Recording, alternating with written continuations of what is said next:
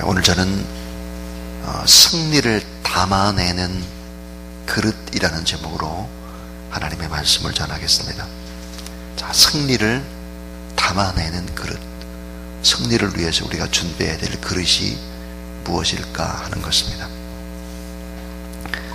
한국교회 121주년을 기념해서 가장 모범적인 가정으로 뽑힌 그런 가정이 있습니다. 전남 광양 출신의 김응선 장로님의 가정입니다. 이 김응선 장로님은 장로로 빈택이 되어 안수를 받을 때 첫 주일에 기도를 인도하기 위해 강단에 오르다가 복장 때문에 저지를 당했다 그럽니다. 장로님이 정장을 하지 않고 점퍼 차림으로 올라갔던 이유는 정장이 없어서 그런 것이죠. 사실은 너무 가난해서 양복을 살 돈이 없어서 잠바를 입고 강단에 올라가다가 저지를 당했다 그럽니다. 장로님은 그날 맨 뒷자리에 앉아서 가난의 서러움 때문에 한없이 울고 또 울었다 했습니다. 그리고 하나님 앞에 장로님께서 이렇게 기도를 했습니다. 주님, 저의 가난은 하나로 족합니다. 제 자식 8남매는 이 가난을 다시는 물려주지 않도록 그렇게 하나님 도와주세요. 이렇게 기도했다고 합니다. 이 장로님은 자식을 위해 주님을 더 잘 섬기며 기도로 말씀으로 사랑으로 그 자녀들을 다 키웠습니다. 이 자녀들 모두 다 장로님이 되고 권사님이 됐습니다. 뿐만 아니라 이 땅에 큰 빛을 비추는 그런 영향력 있는 자녀들로 커갔던 것입니다.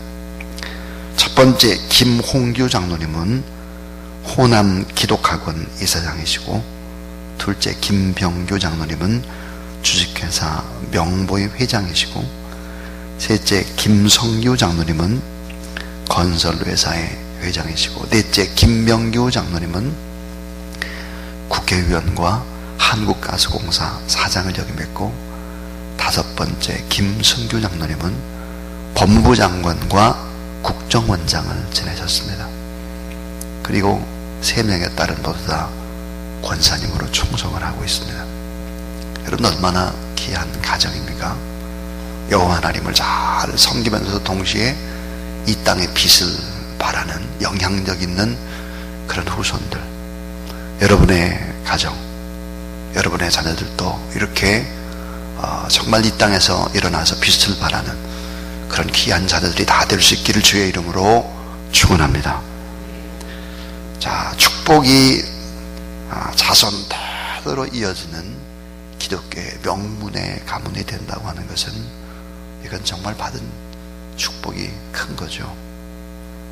자, 오늘 설교의 제목은 승리를 담아내는 그런 기적의 그릇을 준비하라. 그러니까 승리를 위해서 우리가 준비해야 될 그릇이 뭘까 하는 얘기입니다.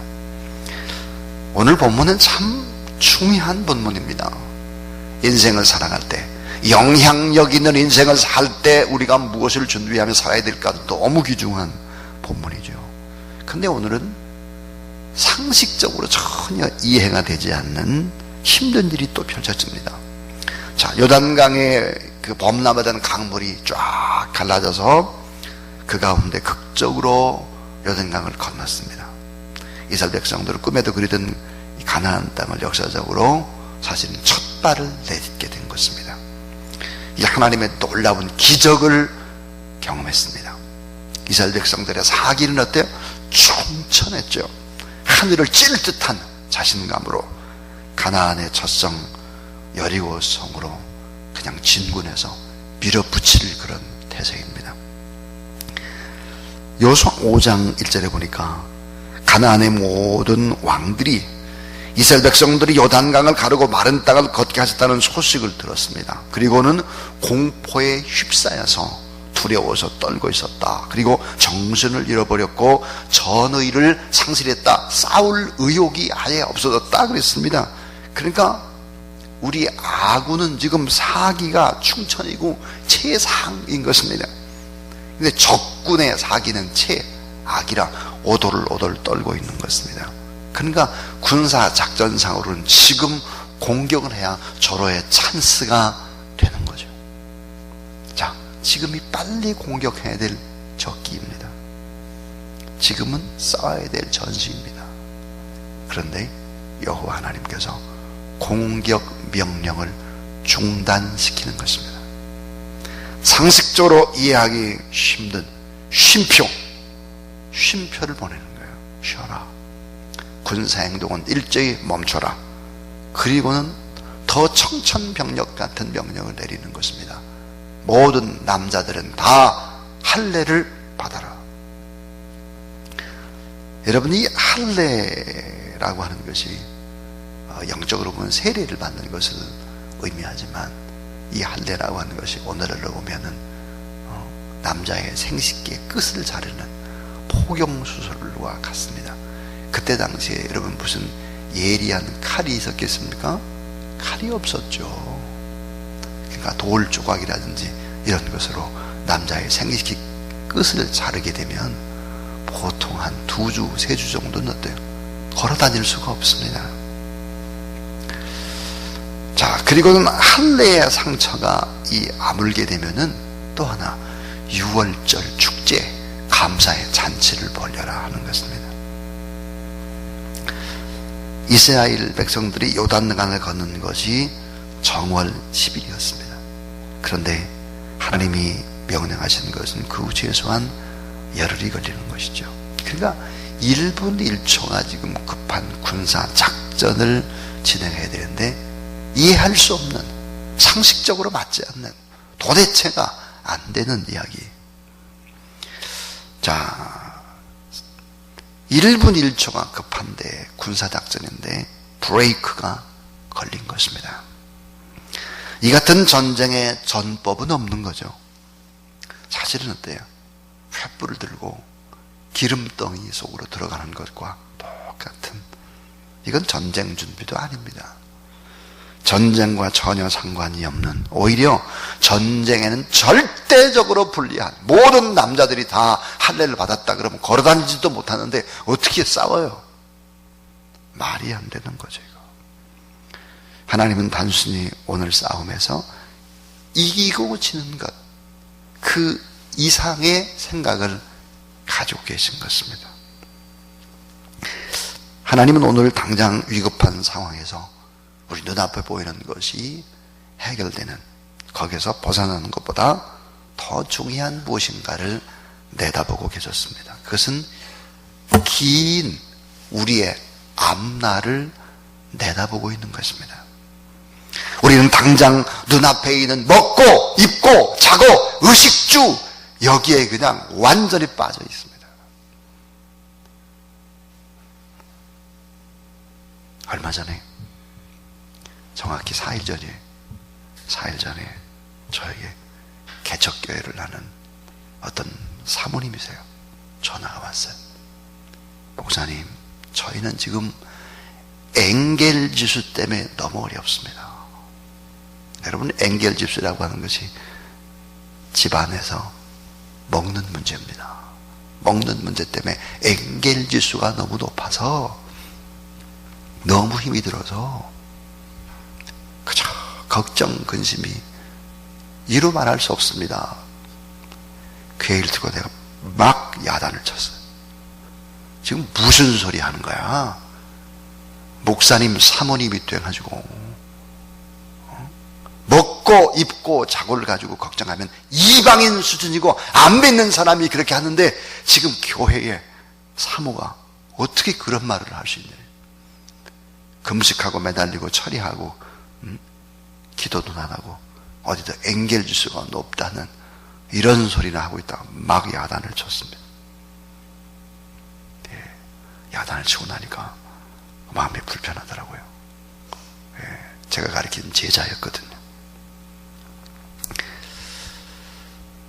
참 우리는 눈앞에 있는 먹는 문제, 또 입는 문제, 자는 문제, 이 문제 때문에 오돌오돌 떨어서 앞을 가지 못하는 우리 앞길이 얼마나 엄청난 역사를 이뤄야 되는데 조금 전에 여러분 김웅선 장로님에 관한 얘기했지 않습니까? 그 앞길이 그렇게 열려 있는 거예요. 엄청난 8남매가 다 그렇게 위대한 일을 할 수 있는 거예요. 여호와 하나님을 잘 섬기면. 근데 먹고 있고 잡고 이거에 벌벌벌 떨고 있는 수준이 돼서는 곤란한 거죠.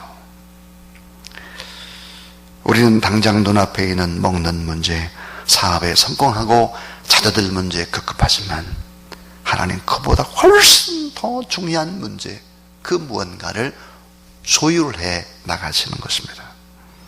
하나님은 눈에 보이는 승패보다 우리의 인격과 생각과 마음과 영성이 승리자의 것으로 다듬어지기를 원하시는 것이죠. 그래서 우리들의 영혼을 다듬어가는 그런 과정들을 대단히 중요시 여기는 그런 하나님이시다. 자, 우리가 승리를 담아내는 이 그릇을 준비하는, 영성을 준비하고 마음을 준비하는 이 그릇이 너무 중요한 것이다. 그릇만 준비되면 하나님이 쏟아붓는 것은 너무 쉽기 때문이죠. 자, 그 준비가 뭘까 하는 것입니다. 첫 번째 이야기입니다. 첫 번째는, 자, 축복의 언약을 생각하며, 따라해 주세요. 축복의 언약을 생각하며 부끄러운 본성을 잘라내라. 예, 축복의 언약을 생각하면서 부끄러운 본성을 잘라내라는 거예요. 할례가 무엇입니까? 남자의 생식의 끝을 잘라내는 거 아닙니까? 이 할례의 신학적인 의미가 뭡니까? 그것은 너는 하나님의 자녀다 라는 표시인 것입니다. 너는 하나님의 자녀라는 표시를 어디에 새겼느냐? 몸에 새겼습니다. 몸, 그것도 가장 소중한 몸의 일부분에 새겼습니다. 이것은 영원히 지워지지 않는 하나님의 백성의 그 표지인 것입니다. 이 신약성경은 성령의 인을 친다고 했고, 이 할례의 영적인 의미가 뭘까? 이것은 부패하고 아주 패역한 인간의 본성을 잘라내는 것입니다. 그리고 부끄러운 수치를 잘라내는 것입니다. 인간의 본성에는 맹수 같은 본성이 숨겨져 있습니다. 사자 같은 본성, 늑대 같고 여우 같고 염소 같은 본능이 있죠. 이것을 잘라내는 것입니다. 그리고 어때요? 죽음을 선언하는 것입니다. 늘 바라보면서 나는 하나님의 사람이다. 난 언약의 백성이다. 난 축복받을 하나님의 사람이다. 늘 생각하라는 거예요. 오늘 말씀에 보면 길갈에서 할례를 행했다 했습니다. 이 길갈이 뭘까? 길갈. 여러분, 성경에 나오는 지명 하나하나, 사람 이름 하나하나가 다 이게 의미 덩어리들입니다. 길갈이라는 뜻이 뭘까? 대굴대굴 굴러가라. 이 굴러가는 소리를 나타내는 의성어입니다. 의성어. 대굴대굴 굴러가다. 우리의 수치스러움, 나쁜 본성을 슬그머니 없애는 것이 아니라 완전히 분명히 드러내고 공개적으로 다 잘라가지고 대굴대굴 굴러가도록 만들어버리는 거예요. 창세기 16장 9절 10절, 또 하나님이 아브라함에게 이르시되 그런즉 너는 내 언약을 지키고 내 후손도 대대로 지키라. 너희 중 남자는 다 할례를 받으라. 이것이 나와 너희 후손 사이에 지킬 내 언약이라 그랬습니다. 이 말씀을 아브라함이 99세에 듣게 되는 것이죠. 이 말씀이 하나님의 언약입니다. 이 언약은 아브라함이 하나님과 언약을 어기고 이스마엘을 낳기 때문에 하나님이 13년이라는 긴 시간 동안 아브라함에게 말씀을 주질 않습니다. 침묵입니다. 침묵. 자, 23년의 침묵을 깨고 너와 나 사이에 언약을 맺자. 바로 할례인 것입니다. 자, 아브라함은 또다시 할례를 통해서 아브라함은 죽음을 경험하게 되는 것입니다. 아브라함이 99세에 할례를 받고 언약을 새롭게 새롭게 갱신을 할 때 얻게 되는 자식이 바로 이삭인 것입니다. 여기서 우리는 매우 중요한 진리를 발견하게 됩니다. 아브라함이 할례 전에 낳은 자식 이스마엘은 자신의 노력으로 자신의 운명을 개척하려고 자신의 신념으로 내가 무언가를 해보려고 했던 열매가 바로 이스마엘이라는 자식입니다. 축복된 인생이 결코 될 수 없습니다. 그러나 할례를 받고 나서 얻은 자식이 바로 이삭인 것이죠. 아브라함은 알았습니다. 이삭은 나의 자식이 아니구나. 아브라함의 자식이 아니구나를 알았습니다. 그것은 하나님이 주신 하나님의 기업이고 하나님의 자녀고 하나님의 상속자고 하나님의 축복이고 약속의 하나님의 소유 하나님의 자녀지 내 자녀가 아니다 하는 것을 알았습니다. 여러분도 마찬가지입니다. 여러분이 육신적으로 아이를 낳았다고 그 아이가 내 소유인 것처럼 착각하지 마세요. 하나님 앞에 기도하면서 낳은 아이는 다 하나님의 소유죠. 여러분, 예수 그리스도를 믿는 것은 복잡할까요? 단순할까요? 사실은 어때요? 단순합니다. 지금 누리고 있는 이 모든 것이 내 것이 아무것도 없다. 다 하나님의 것이다. 자녀도 하나님의 것이고 내 몸도 하나님의 것이고 내 집도 모든 것도 다 하나님의 소유다. 이렇게 생각을 하고 청지기의 정신을 가지고 살아가면 되는 거죠. 여러분, 사람이라는 것이 얼마나 연약합니까? 작은 여러분 머릿속에 있는 실핏줄 하나만 터져도 사람은 마비됩니다. 아주 작은 것 하나에도 꼼짝없이 누워서 누군가의 수발을 받아야 되는 존재죠. 그러므로 우리는 매 순간 겸손하게 하나님의 은혜를 구하며 살아가는 그런 여러분 될 수 있기를 주님의 이름으로 축원합니다. 할례는 사실 매일의 삶 속에서 선언하는 삶입니다. 내가 할례 받은 존재인가? 다시 말하면 나는 예수 그리스도와 함께 죽었나? 내가 건너야 할 강, 요단강이라는 강을 그분이 건너게 해주셨고 내가 죽어야 할 그 강에서 그분이 대신 나를 위해 죽으시고 내가 다시 살았다.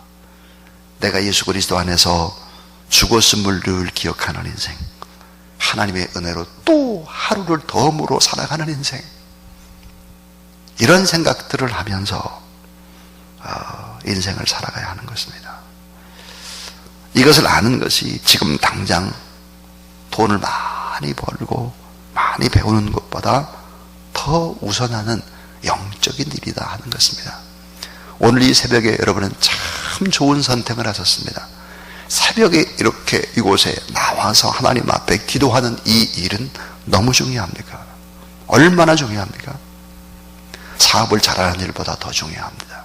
왜냐하면 여러분의 영혼을 조율하는 시간이기 때문이죠. 악기를 잘 연주하려면 악기를 튜닝해야 합니다. 이 새벽은 튜닝의 시간입니다. 그래서 이 승리를 담아내는 글을 준비하라 그랬는데 그것은 축복의 언약을 생각하면서 부끄러운 본성을 잘라내는 것이다. 이게 첫 번째 이야기였습니다. 두 번째는요, 자, 따라하세요. 은혜를 기억하며 승리의 잔치를 벌려라. 예. 은혜를 기억하면서 승리의 잔치를 먼저 벌리라는 거예요. 다 이겼다. 싸우지도 않고 이미 이겼다고 생각을 하고 잔치를 하라 이거예요. 이겨놓고 싸우는 경기, 그게 우리가 살아가는 삶의 모습이다 하는 거죠. 한 젊은 그 새댁이 시어머니가 병원에 입원을 한 거예요. 그래서 시어머니 이제 병 간호를 하게 됩니다. 이 새댁은 의사의 지시에 따라 매일매일 시어머니의 소변을 받아가지고 검사를 받았습니다. 그러니까 이제 시어머니를 모시고 이제 화장실에 가가지고 소변을 받아가지고 의사한테 갖다 주고 이제 그런 일을 매일 아침마다 했어요. 하루는 새댁이 이제 시어머니 소변을 받아가지고 이렇게 의사한테 가져가는 도중에 그만 소변을 엎지르고 마른 거예요. 깜짝 놀란 이 시댁은 또 시어머니한테 다시 소변을 맞자고 그러면 또 이게 또 혼날 것 같고 그래가지고 자기 소변을 받아가지고 대신 의사한테 갖다 준 거예요. 다음날 의사가 병실로 찾아와가지고 싱글벙글하면서 시어머니한테 이렇게 말했습니다. 할머니, 기적이 일어났습니다. 시어머니는 병이 난 줄 알고 기분이 좋았는데 뭐라고 얘기했느냐. 할머니, 임신 3개월입니다.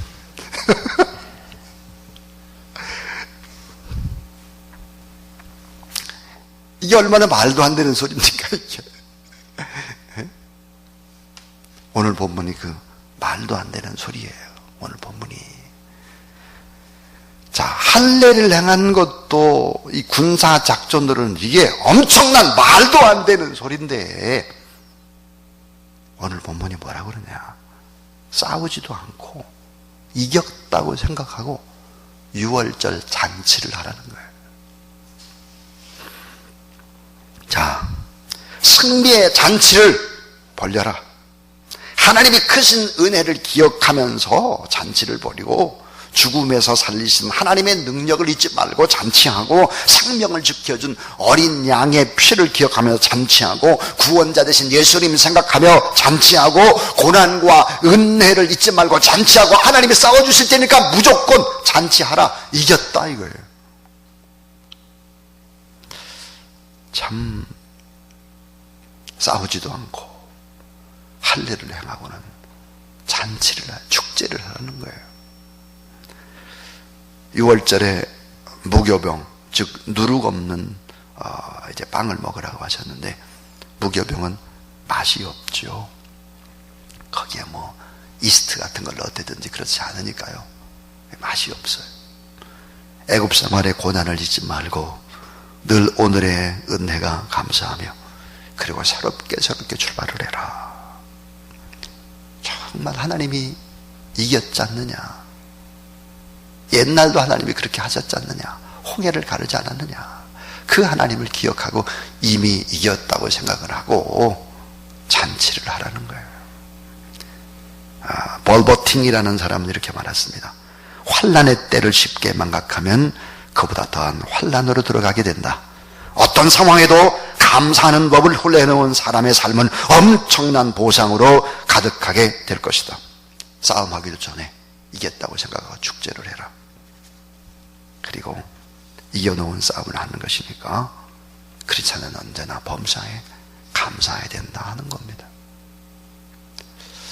자, 여러분, 이미 몸이 불편하신 분들은 이미 하나님이 치료하셨다는 사실을 믿으시기 바랍니다. 믿어야 합니다. 저희 교회에 오면 다 건강해요. 제가 확신합니다. 제가 지금까지 목회하면서 그래요. 들어와도 복을 받고 나가도 복을 받고 다 하나님이 치료하시고 회복하신다. 믿으시기 바랍니다. 이거 믿어야 돼요. 이거. 자, 세 번째 그릇을 준비해야 되는데 이 세 번째 그릇이 뭘까? 하나님의 정확한 인도하심 앞에 미리 감사하라는 거예요. 하나님의 정확한 인도하심을 생각하면서 미리 감사하라. 하나님의 정확한 타이밍을 주목하라. 하나님은 할례나 유월절 잔치를 거행함과 동시에 놀라운 일을 또 하셨어요. 그게 뭘까? 만나를 그치게 하셨습니다. 만나는 풀한 폭이 없는 광야를 40년 동안 헤맬 때 그 백성에게 내려주셨던 하나님의 매일매일의 은혜인데 이 만나를 딱 끊으셨다라고 하는 것입니다. 여러분 참 이상하지 않습니까? 요단강을 건너서 가나안 땅으로 들어갔을 때 만나가 그쳤다 이거예요. 왜 만나를 그치게 했을까 하는 것입니다. 그것은 축복은 믿음의 성숙도에 따라서 다르게 주어진다 하는 것을 알아야 합니다. 자, 믿음이 어느 정도 수준이냐 이거예요. 그거에 따라서 축복이 달라지는 거죠. 어린 아이들에게 여러분 진정한 축복은 장난감이에요. 장난감. 수표 주면 애들 울어요. 그렇지 않습니까? 그런데 여러분 새벽기도 나왔다고 선물로 로봇 주면 어떻게 되는 게 이게? 아니잖아 이게. 그러니까 이 축복은 믿음의 성숙도에 따라서 다르게 주어지는 거죠. 만나가 그쳤다고 하는 것은 새로운 또 다른 양식을 준비하셨다 하는 것입니다. 다시 말하면 또다시 광야로 너희들이 돌아갈 수는 없다. 새로운 땅에 하나님의 새로운 공급하심, 하나님이 책임져 주시고 하나님이 써주시고 하나님이 인도해 주신다라고 하는 거예요. 어떻게요? 가장 정확한 때, 가장 적절한 시기에 딱 맞는 방법으로 공급하시고 너희들의 삶들을 인도해 주신다라고 하는 사실입니다. 그래서 요한복음 14장 1절에서 너희는 마음에 근심하지 말라. 하나님을 믿지 또 나를 믿으라. 내 아버지 집에 거할 것이 많도다. 그랬습니다. 자, 여러분 어떤 형편이든지 염려 마시기를, 또 어떤 형편이든지 하나님께서 여러분 편에 서서 돕고 계심을 믿으시기를 바랍니다. 현명한 부모는 어렸을 때는 고기를 잡아서 먹여주지만 차츰 커가면서 자기 힘으로 살아갈 수 있도록 고기 잡는 법을 가르쳐주는 것입니다. 이 가나안은 이스라엘 백성들이 들어갔을 때 막 추수철이 시작이 되었습니다. 그래서 양식을 구하기가 쉬웠기 때문입니다. 그리고 가나안은 농사를 짓는 곳이었습니다. 그러니까 어때요? 만나가 딱 그치도록 한 것입니다. 자, 이제 마지막 네 번째 이야기입니다. 따라해 주세요. 하나님의 편에 서서 하나님의 종으로 살아가라. 예, 하나님의 편에 서서 하나님의 종으로 살아가라. 오늘 성경 말씀에 보면 여호수아는 홀로 여리고 성을 걸으면서 전략을 구상하고 있었습니다. 여호수아는 이미 할례를 받은 사람이기 때문이죠. 과거에 홀로 여리고성을 걸으며 전략을 구상하고 있었습니다. 이스라엘을 이끌어 했던 지도자 여호수아의 고민은 얼마나 컸을까. 리더의 고독감과 리더의 책임감을 느낄 수 있습니다. 아무리 하나님이 다 하신다고 해도 연약한 인간인 여호수아, 고대 중동의 최고의 전사들인 가나안 7족속을 상대로 싸운다고 하는 것은, 이것은 두려움이었을 것입니다. 왜 그럴까요? 정규적으로 전투 훈련을 단 한 번도 받아본 적이 없는 이스라엘 백성들은 광야에서 살았기 때문입니다. 병사가 아닙니다. 병사가. 자, 이런 사람들을 이끌고 전투를 해야 되는 여호수아의 마음이 어땠을까? 그래서 홀로 여리고성 가까이를 걸으면서 전략을 구상하고 있었습니다. 고민하고 생각하고 치열한 영혼의 몸부림 못하다 다 잠을 자고 있을 때 홀로 밤에 얼마나 고민하고 연구하고 준비했을까. 사람의 눈에 잘 뜨이지 않는 곳에서 늘 언제나 땀 흘려 준비하는 사람이 지도자입니다. 그런데 이 같은 여호수아를 하나님이 찾아오셨습니다.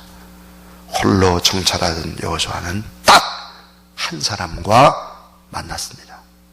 그는 칼 뽑고 서 있었습니다.